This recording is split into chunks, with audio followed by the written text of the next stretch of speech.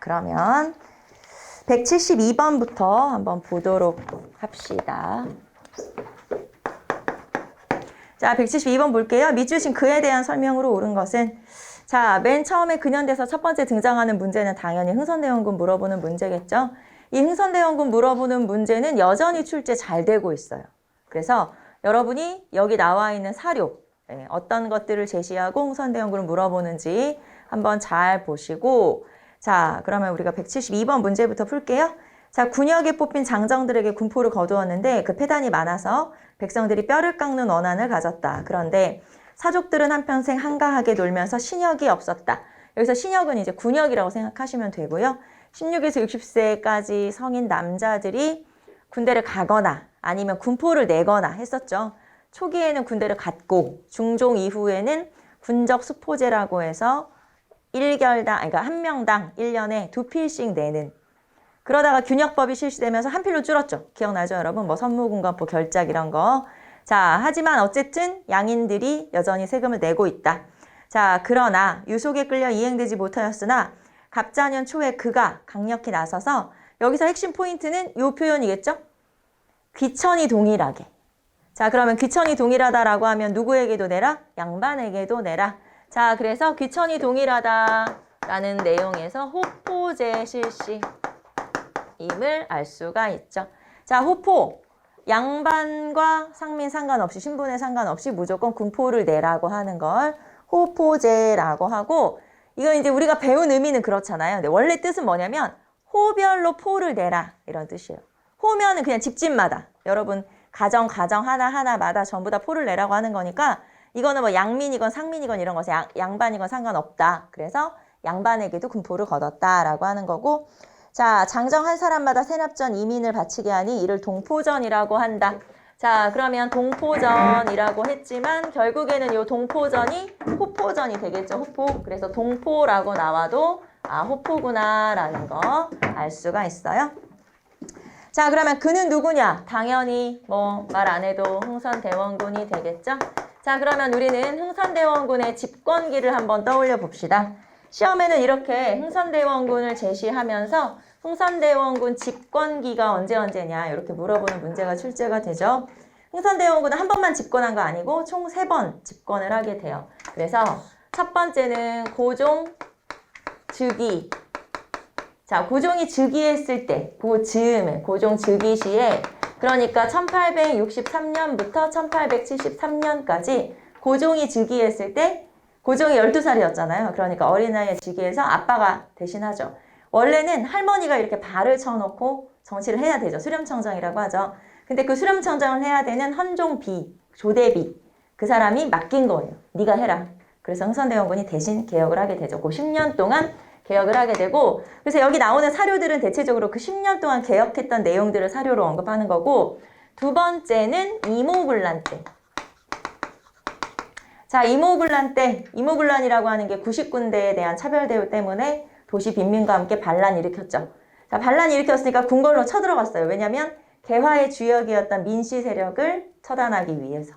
자, 그래서 궁궐로 쳐들어가서 이제 뭐 고위 관료들은 물론 다 죽이고 뭐 이렇게 하고 이제 궁궐로 쳐들어가서 명성황후 잡으러 갔는데 명성황후는 도망을 갔고 피난을 갔고, 결국에는 이제 난리가 나니까 고종이 요거를 해결할 사람은 아빠밖에 없지. 그래서 아빠를 데리고 오게 되고, 그래서 이모군란 때, 이모군란이면은 1882년이죠. 그래서 이때 살짝 개혁을 하게 되는데, 자, 고종 즉위 시에는 이제 우리가 알고 있는 그런 많은 개혁들이고, 이때는 통리, 기무, 아문, 폐지.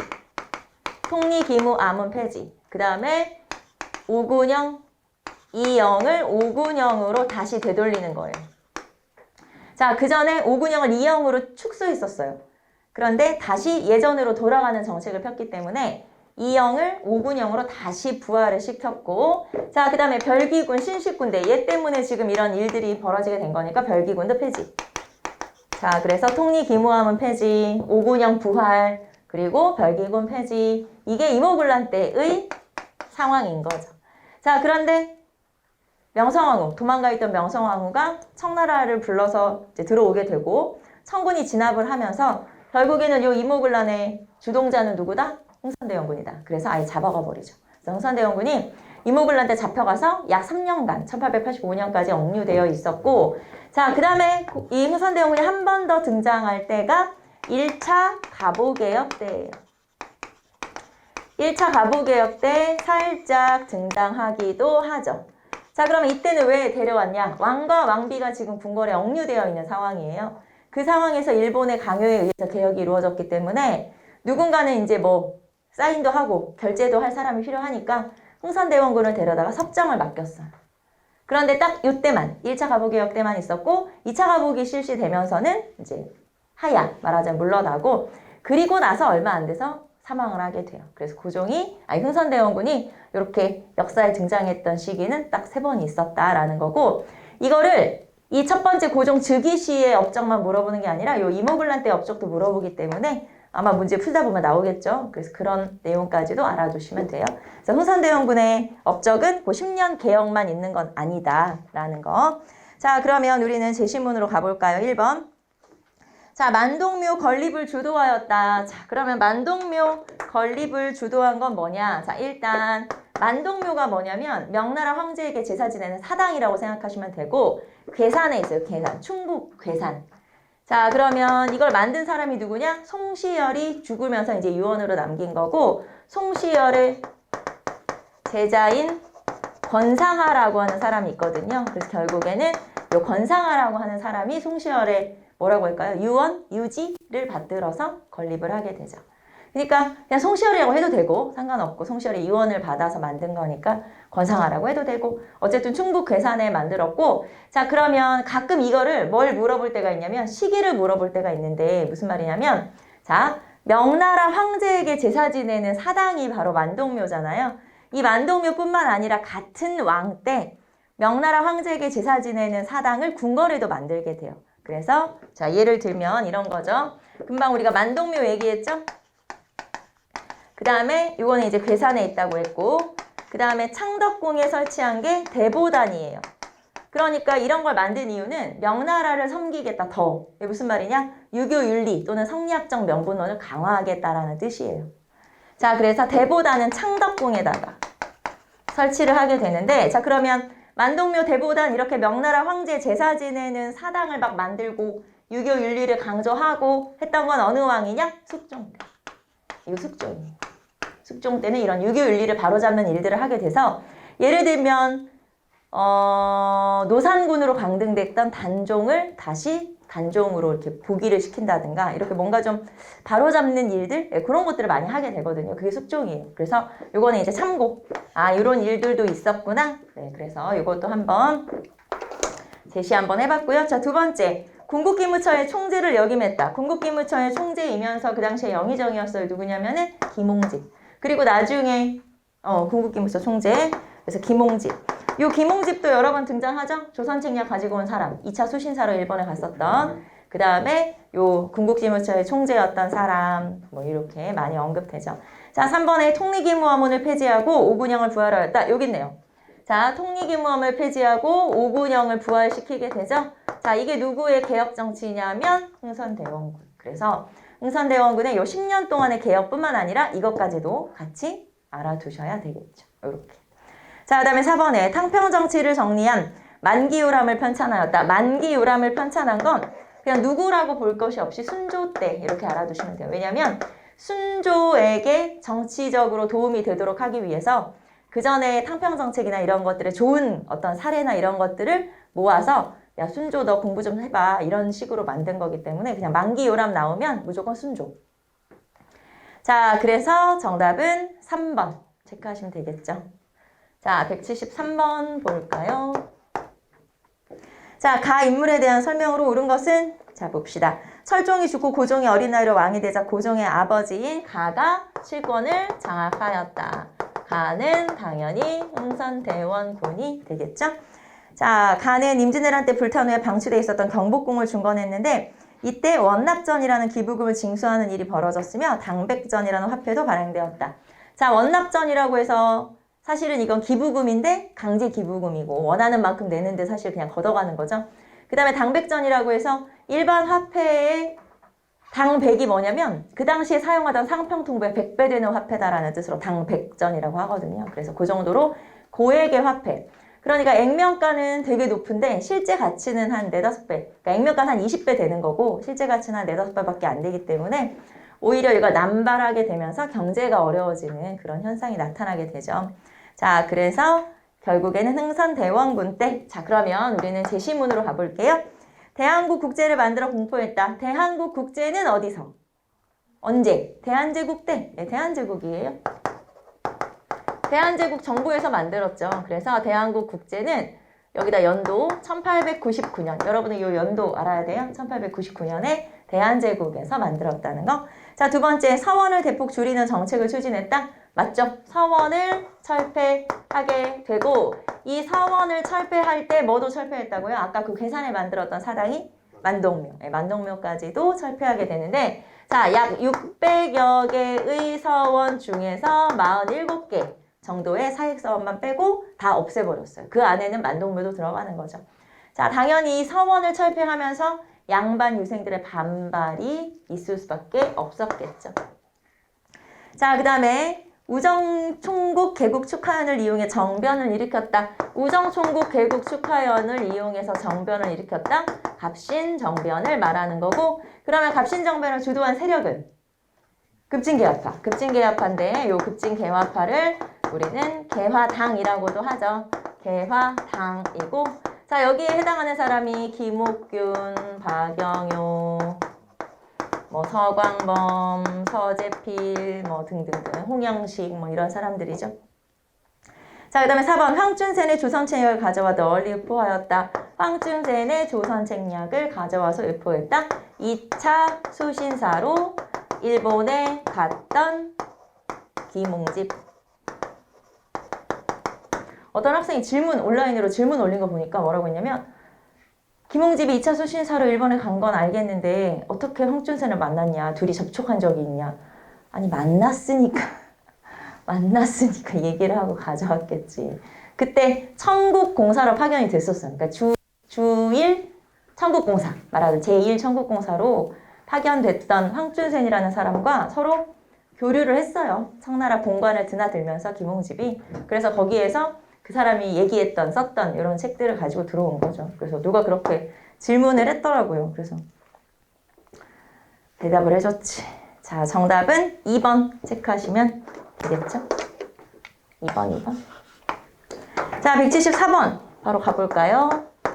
자, 미추신 발언을 한 인물에 대한 설명 옳은 것은 자, 어느 공예석상에서 음성을 높여 여러 대신에게 말하기를 나는 천리를 끌어다 지척을 삼겠으며 태산을 깎아 평지를 만들고 그리고 남대문을 3층으로 높이려 하는데 여러 공들은 어떻소? 이렇게 말했다고 하죠. 자, 지척이라 함은 천리를 끌어다가 지척을 삼겠다라고 했죠. 종친을 등용하겠다라는 뜻이고 태산을 깎아 평지를 만들겠다. 안동김씨 세력을 축출하겠다. 그 다음에 남대문을 3층으로 높이려고 한다. 요거는 남인을 등용하겠다라는 뜻이에요. 그래서 거기 뭐 설명이 다 나와 있죠? 자, 그래서 요 말을 한 사람이 누구냐? 당연히 흥선대원군. 자, 그러면 흥선대원군의 정책으로 설명으로 옳은 것은 1번 평시설을 설치하였다. 평시서는 원래 경시서예요. 경시서. 자, 경시서라는 건 그럼 언제부터 있었어요? 이거는 고려시대부터 존재했었죠. 그래서 이 경시서는 시전상인의 상행위를 감독하는 역할을 하죠. 그래서 여기다 써볼까요? 상행위를 감독하는 역할을 하죠. 자, 그리고 고려시대부터 쭉 있었어요. 자, 그러다가 이게 나중에 뭘로 바뀌어? 평시서로 바뀌는 거예요. 자, 그러면 평시서로 바뀐 건 언제냐면 조선 세조 때. 그래서 경시서는 평시서. 그리고 언제 만들었어? 뭐 그냥 쭉 있었던 거지. 그리고 조선에서는 경시서를 태조 때 만들었어요. 네, 처음에 나라 세웠을 때. 그래서 이건 뭐 그냥 나라에서 만든 거지 뭐. 그래서 1번 아니고 2번 소격서를 폐지하였다. 여러분 소격서 폐지는 누구? 딱 떠오르는 인물 있죠. 조광조. 그렇죠. 조광조가 유교 윤리를 성리학을 강조하면서 조광조가 폐지를 주장을 했고 자 그러면 조광조 하면은 중종 그리고 조광조 하면은 김효사화까지 여러분 다 연결할 수 있어야 돼요. 조광조, 종종, 김효사화. 자, 그 다음에 3번 삼군부를 부활시켰다. 자, 삼군부 부활이라고 했는데 여기다 써볼까요? 자, 홍산대원군 때는 비변사를 폐지하게 되죠. 비변사가 세조정치 시기부터 이 유력 가문들이 비변사를 장악하고 권력을 마음대로 해버렸기 때문에 비변사를 폐지하게 되고, 비변사를 폐지하는 대신에 의정부와 삼군부의 기능을 부활시켜요. 그래서 의정부에는 이제 국정을 말하자면, 삼군부에는 군사 문제를 각각 나누어서 맡기게 되는 거죠. 그러니까 비변사가 하고 있는 기능을 다른 기구로 다 넘기고 비변사를 축소를 확 시킨 다음에 폐지를 시키는 거죠. 자연스럽게 폐지를 시켰어요. 자, 그게 언제냐? 홍선대원군 때. 그래서 요 비변사 폐지, 비변사 축소 및 폐지, 그리고 이거랑 연결되는 게 의정부와 삼군부의 기능 부활. 여기까지 체크하시면 되겠죠?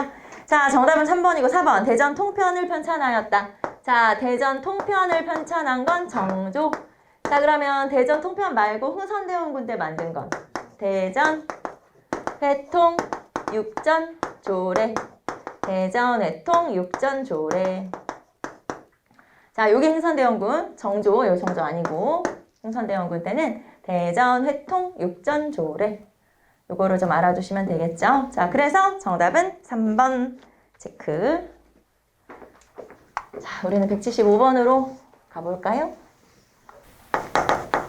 자, 175번 봅시다. 가시기에 있었던 사실로 옳은 것은, 자, 평양의 관민이 제너럴 셔먼호를 불태웠다. 자, 평양 관민이 제너럴 셔먼호를 불태운 제너럴 셔먼호 사건. 제너럴 셔먼호 사건이고, 자, 제너럴 셔먼호 사건은 1866년 7월에 있었죠. 자, 그 다음에 가가 있고, 그 다음에 두 번째 사건은 미국이 광성보를 공격해 점령하였다. 광성보는 강화도고 미국이 강화도로 쳐들어왔죠? 요 사건이 신미 양요.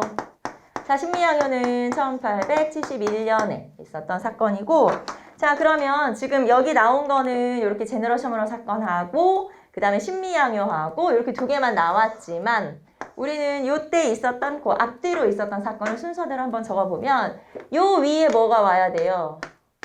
병인 박해. 병인 박해가 1866년 1월에 있었고, 자, 그 다음에 이제 가에 들어갈 사건들이 이제 요 옆에다가 한번 쭉 적어봅시다. 자, 요 사이에 들어갈 사건이 일단 병인 양요가 들어가고요. 자, 병인 양요는 프랑스가 병인 박해를 구실로 쳐들어온 사건이죠. 1866년 9월에. 자, 그 다음에 요 사이에 또 오페르트 도굴 사건. 오페르트 도굴 사건이 들어갈 수 있죠. 1868년에 오페르트 도굴 사건이 요 사이에 들어갈 수 있고, 자, 그 다음에 신미양요 다음에는 이제 척화비 건립이 나올 수 있죠. 신미양요 건립 끝나고, 신미양요 끝나고 나서 척화비 건립, 척화비 건립도 71년이거든. 그래서 순서대로 하면 병인박해, 제너럴 셔먼호 사건, 병인양요, 오페르트 도굴 사건, 신미양요, 척화비. 이렇게 순서대로. 자, 그러면 장소만 한번 체크해 볼게요. 장소. 어디서 있었는지. 자, 병인박해는 어디서? 이건 뭐 어디라고 말할 수 없지. 전국으로. 그쵸. 전국으로 다 있었죠. 병인박해는. 자, 그 다음에 제너럴 셔먼호 사건은 평양. 자, 그 다음에 병인 양요는 쳐들어온 건 어디로? 강화도로. 강화도로 쳐들어오죠? 강화도로. 오페르트 도굴 사건은 어디? 이거는 충남 덕산. 충남 덕산에서 있었어요. 충남 덕산에서. 자, 그 다음에 신미양요는 강화도로 쳐들어온 거죠? 광성부. 아까 광성부 나왔으니까. 그 다음에 척화비도 전국적으로 건립되죠. 그래서 이제 이렇게 시기 및 장소 체크 한번 해봤고요. 우리는 하나 더. 여러분, 오페르트는 그럼 어느 나라 사람? 독일 사람. 독일의 오페르트. 저 아는 사람이 독일에 갔어요. 독일에서 진짜 유명한 사람 만난 거야. 독일 사람 중에 우리나라에서 제일 유명한 사람 누굴까? 그 왜 TV에 나오는 다니엘 린데만이라는 사람 알아요? 외국인 중에서 우리나라 말 되게 잘하고 우리나라 교양 프로 같은 데 많이 나오는 독일을 지나가다 그 사람을 봤다는 거야. 그 사람이 이제 우연히 독일에 갔었는데 길거리 지나가다가 만났대. 그래서 너무 반갑게. 왜 알지? TV에서 보면 아는 사람인 것 같이 느껴지잖아.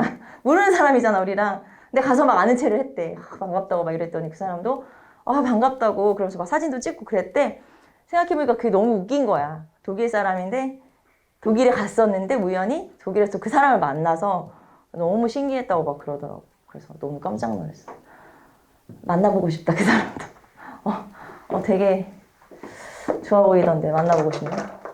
자, 그래서 어쨌든 우리 지금 문제 풀고 있었지? 자, 요 가에 들어갈 시기면 요 두 사건. 그쵸? 둘 중에 하나겠죠? 자, 1번. 고종이 홍범 14조를 반포하였다. 자, 고종이 홍범 14조를 발표했다. 언제? 홍범 14는 2차 가보개혁이죠. 자, 2차 가보개혁. 정확히 표현하면 홍범 14조를 발표하면서 2차 개혁이 시작된 거거든요. 그래서 1894년 12월. 1894년 12월. 이때는 양음역이 약간 섞여 있기 때문에 여러분이 혹시 다른 책에 1895년 1월로 나오던데 그러세요. 왜냐면 양음역이 좀 섞여 있는 거니까 아무 상관없다. 그때쯤. 자, 그 다음에 두 번째. 운요호가 초지진을 폭격하였다. 운요호 사건은 강화도 조약의 원인이 되는 거죠. 1875년에 있었다. 그 다음에 76년에 강화도 조약이 체결되는 거예요. 자, 그 다음에 오페르트가 남연군의 묘 도구를 시도했다. 자, 남연군은 흥선대원군의 아버지의 묘고 충남 덕산. 그래서 독일인이 요 묘를 도굴 하려고 시도했던 사건, 그게 바로 오페르트 도굴 사건이죠. 여기 있네. 오페르트 도굴 사건. 정답은 3번. 자, 차별대우에 불만을 품은 군인들이 이모군란을 일으켰다. 자, 이모군란은 1882년에 있었던 사건이죠. 이게 근현대사니까 제가 여러분한테 구체적인 연도를 계속 얘기할 수밖에 없어요. 여러분도 익숙해져야 하겠죠? 연도 어쩔 수 없어요. 근현대사는 연도를 물어보는 문제가 나올 수밖에 없다. 그래서 구체적인 연도, 날짜 이런 거를 계속 제가 여러분한테 말을 할 수밖에 없으니까 여러분도 되도록이면 연도를 좀 정리하면서 가시는 게 좋아요. 근현대사는 좀 복잡하지만. 자, 정답은 3번이었고요. 그 다음에 176번 가봅시다. 자, 176번 볼게요. 다음 사건이 일어난 왕의 재위기간에 있었던 사실로 옳은 것은 조선군은 비상한 용기를 가지고 응전하면서 성벽에 올라 미군에게 돌을 던졌다. 창칼로 상대하는데 창칼이 없는 병사들은 맨손으로 흙을 쥐어 적의 눈에 뿌렸다. 모든 것을 각오하고 한 걸음 한 걸음 다가드는 적군에게 죽기로 싸우다 마침내 총에 맞아 죽거나 물에 빠져 죽었다. 자, 맨 첫 번째 줄에 미군하고 싸웠다라는 게 나와 있죠. 그러면 우리나라에서 미국이랑 싸운 건 신미양요밖에 없겠지. 그래서 여기서는 신미양요를 얘기하는 거고, 자, 1871년에 강화도에서 싸웠고 서들어왔고, 그리고 광성보 전투에서 어제연 장군이 잘 막아냈다. 제가 막아냈다고 표현했지만 실제로 어제연 장군이 한 300명쯤 됐는데 전멸했어요. 네, 전멸. 사실은 제가 막아냈다고 표현했지만, 그러니까 미국은 사실 거의 피해가 없었고 우리는 다 죽었고 그랬는데, 이게 실제 이제 비하인드 스토리가 뭐냐면 미국이 너무 우습고 만만하게 보고 쳐들어온 거예요. 뭐 이 정도쯤이야. 쳐들어왔는데 이렇게 극렬하게 저항을 할지 몰랐던 거예요. 그래서 싸우다가 이것들 봐라? 그러면서 한참 싸우다가 야 그냥 물러나자 가자. 그래가지고 그냥 물러나버린 거지. 그래서 이제 우리는 막아냈다고 생각을 하지만 사실은 미국이 그냥 좀 놀란 거야. 이렇게까지 저항한다고? 그럴 줄 몰랐는데, 그래서 이제 좀 무시하고 들어왔다가 이제 살짝 놀래서 물러난 거예요. 그대로. 뭐 이렇게 이기고 지고 그런 거랑 상관없이 그냥 그냥 힘드네? 그래서 이제 살짝 물러났는데, 이제 그걸 우리는 이겼다고 표현을 한 거지. 그래서 약간 그런 전투가 바로 신미양요고, 신미양요 하면 같이 떠올라야 되는 게 제너럴 셔먼호 사건. 이게 이제 원인이 된다는 거 알아두시고, 여기 우리 좀 전에 살펴본 거 순서 알아두시면 되겠죠.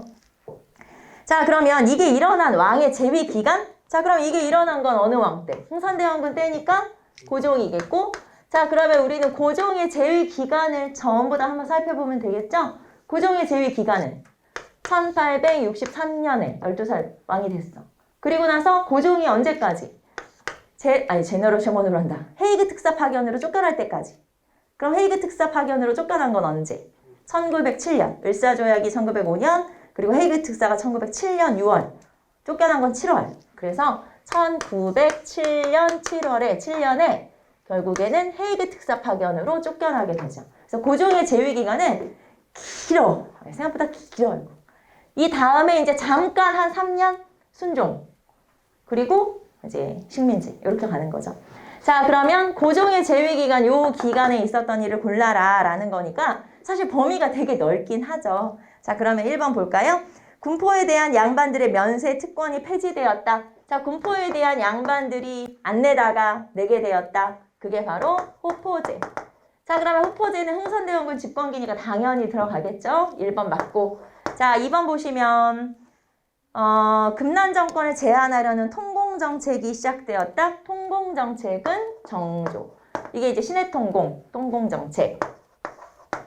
자, 3번 보시면 결작세가 신설되어 지주들의 부담이 증가했다. 자, 군포를 두 필에서 한 필로 백성들 세금 줄여주는 대신에 토지를 가진 사람들, 대부분 뭐 양반들이었으니까 토지를 가진 사람들에게 결작 이두를 내라. 그러니까 균역법이 실시되면서 영조 때 균역법이 실시되면서 결작 이두.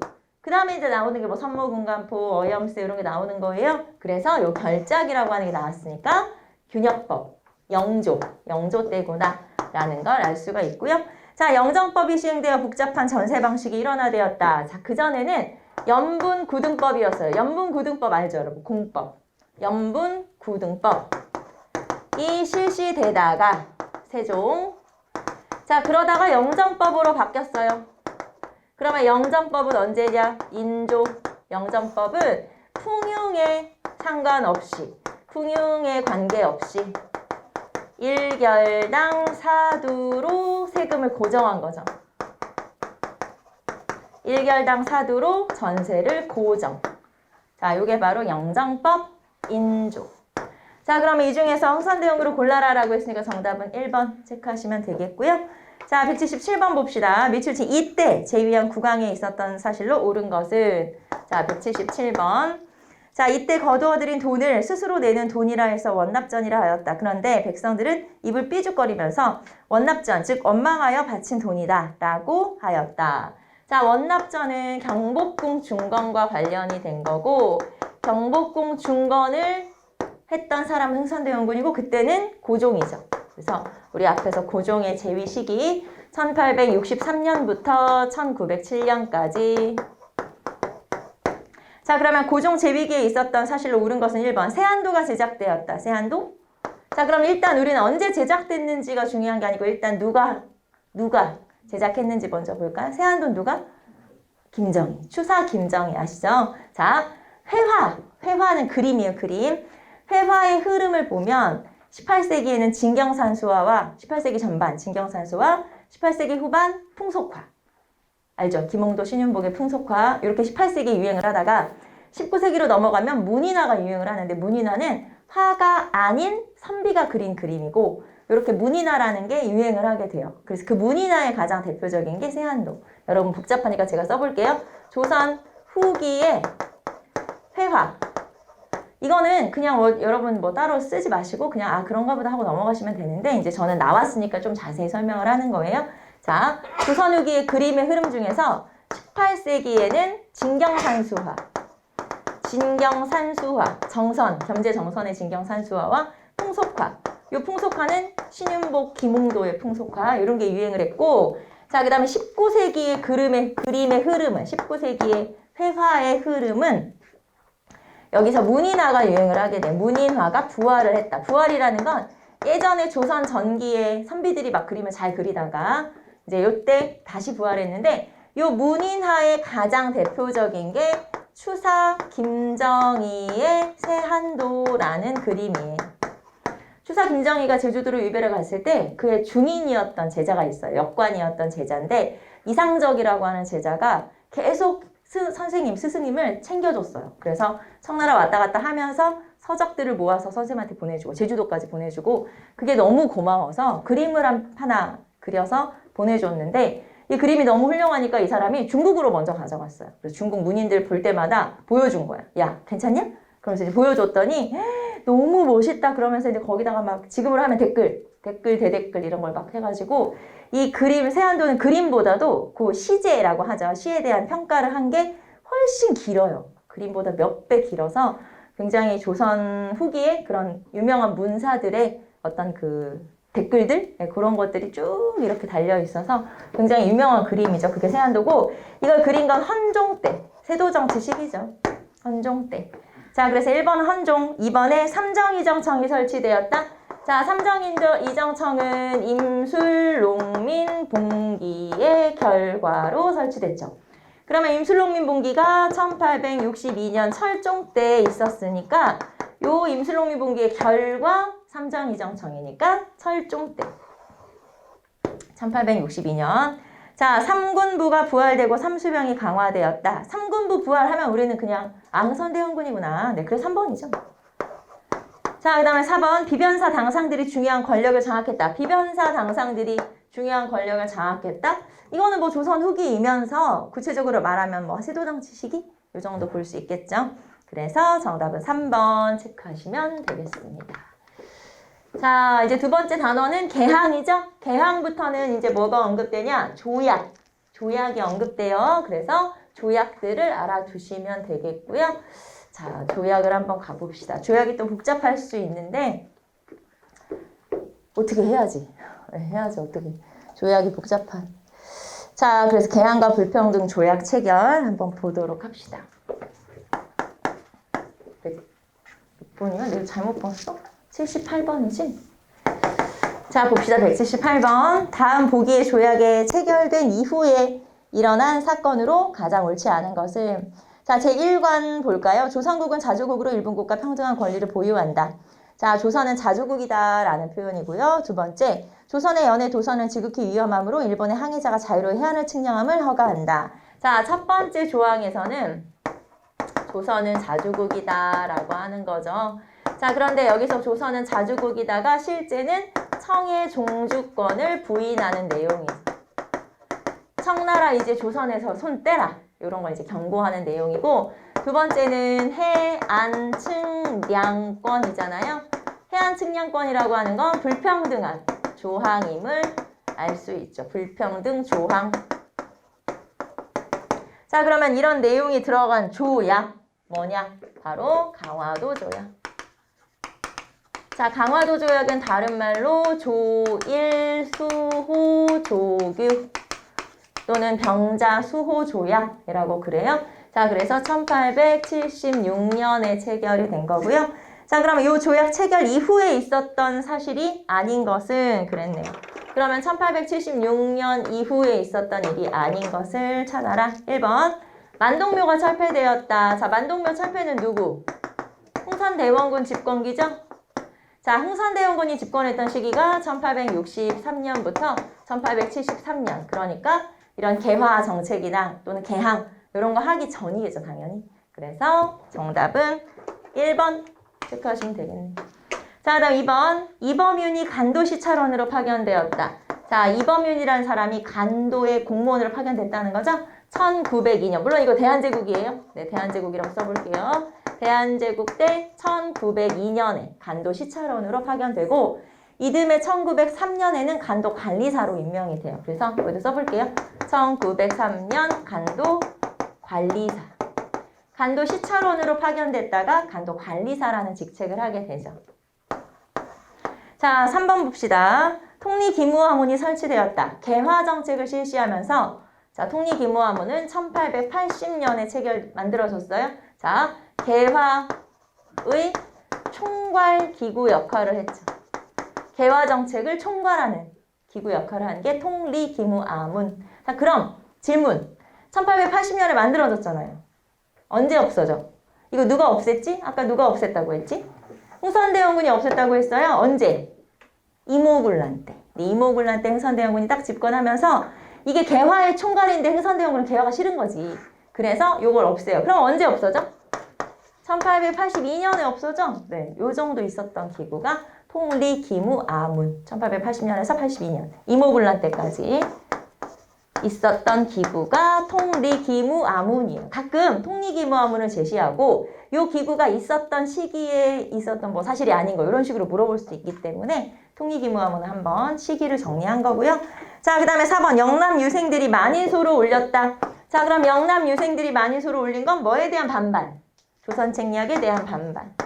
자, 조선책략에 대한 반발로 영남 만인소를 올렸는데 자, 영남 만인소는 그래서 1881년. 왜냐면 조선 책략이 1880년에 들여왔고 김홍집이 들여왔죠. 그리고 그에 대한 반발로 1881년에 영남 만인소가 올라오죠. 영남 만인소는 누가? 사람 이름도 써볼까요? 이만손.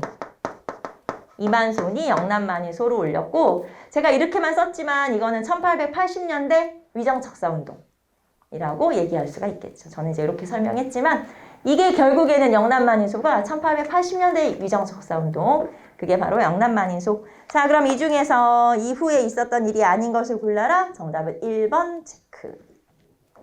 자, 우리는 189번으로 가봅시다. 자, 189번. 나가 설명하는 조약을 옳게 짝지은 것은 강화도 조약에 이어 몇 달 뒤에 체결되었다. 양국의 무제한 유출을 가능하게 한 규정과 일본 정부에 소속된 선박은 항세를 납부하지 않는다는 규정이 들어있었다. 자, 강화도 조약에 몇 달 뒤에 체결됐으니까 강화도 조약의 부속 조약이에요. 부록으로 체결된 조약이고 자, 이 부록으로 체결된 조약 중에서 여기 보시면 무제한 양국의 유출과 항세 납부, 무항세죠? 그럼 이거는 뭐냐? 조일, 무역, 규칙. 조일 무역규칙이라고도 하고 조일 통상장정이라고도 해요. 1876년 7월에 강화도 조약이 2월에 체결됐거든요. 그래서 7월에 몇 달 뒤에 체결됐고 자, 그러면 조일 무역규칙, 조일 통상장정의 내용. 양국의 무제한 유출 허용 그리고 무관세, 무항세 세 가지가 무인 거예요. 양국 무제한 유출 허용, 무관세, 무항세 이렇게 세 가지. 자, 그 다음에 나로 가볼까요? 자, 나 봅시다. 김홍집이 일본에서 황존한의 조선 책략을 가져오면서 그 내용의 영향으로 체결되었으며 청의 적극적 알선이 있었다. 거중조정 조항과 최유국 대우 규정이 포함되어 있었다. 자, 조선 책략의 영향을 받아서 체결된 조약, 서양과 최초로 체결된 조약, 조미수호 통상조약이 되겠죠? 일단 여기다가 쓰고 조미수호 통상조약. 자, 조미수호 통상조약은 1884년 5월에 체결됐고요. 자, 그러면 4월에 체결됐고 82년 4월에 조미수호 통상조약의 내용 거중조정, 시외법권, 관세, 법정 관세, 그리고 최혜국 대우. 그래서 내용을 좀 알아두시면 되겠죠. 둘 다 내용을 알아야 되겠네. 이거는 뭐 둘 다 중요한 조약이니까. 자, 둘 다 내용을 정리해 두시면 되겠죠. 자, 그리고 이거와 관련된 조약을 2개 더 여러분하고 체크를 하도록 할게요. 자, 2개는 뭐냐면 여기가 지금 강화도 조약의 부록으로 체결된 거죠. 강화도 조약의 부록으로 체결된 조약이죠. 자, 그러면 강화도 조약의 부록으로 체결된 조약이 하나 더 있지. 하나 더 있지. 그래서 그 하나 더는 뭐예요? 조일, 수호, 조규, 부록. 자, 조일, 수호, 조규, 부록. 네, 부록이야, 부록. 조일, 수호, 조규가 강화도 조약이고 그거의 부록이다 이 말이죠. 그래서 1876년 7월에 역시 이 조일 통상장정과 무역규칙과 같은 시기에 맺어진 거고 자, 그럼 내용은 요게 간행이정 심리, 간행이정이라는 거류지의 범위를 말해요. 일본 사람들이 활동할 수 있는 범위. 간행이정 심리. 자, 거류지의 범위를 심리로 한다. 거류지의 범위를 심리로 한다. 자, 그 다음에 또 내용. 자, 여기에서 일본 화폐 통용. 개항장에서 일본 화폐 통용. 개항장 일본 화폐 통용.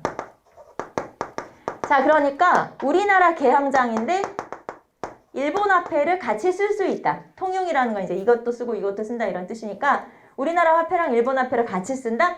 여기서 알 수 있는 게 이것들 봐라. 경제적 침투를 하려고 발판을 깔았네? 요걸 알 수 있어요.